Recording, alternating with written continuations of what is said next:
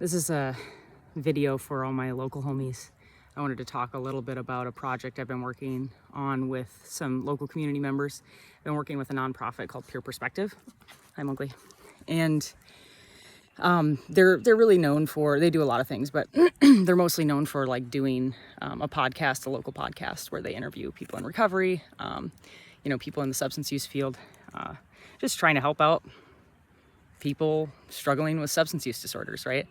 And so I was approached to become a member of the board for a project that we're working on, a housing project for women and children in early recovery.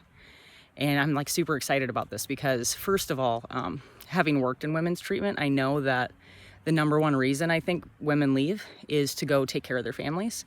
They can't do extensive, long-term treatment because they have kids to take care of. And then they go back to the place that they were living originally, right next to, old play places and playthings, and they just hardly have a chance to stay sober. So it can make, long-term recovery really difficult for women who have small children.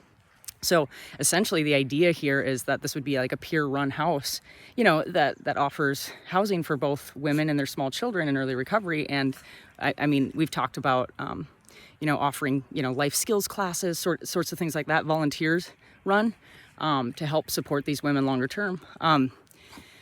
This part of Wisconsin, there's like hardly any women's sober housing in general, not to mention like it's almost unheard of that there's support for women and their small children. So to be a part of this project is, I just feel blessed, It's been really cool because we're working with an awesome team, people who really know what they're talking about in terms of,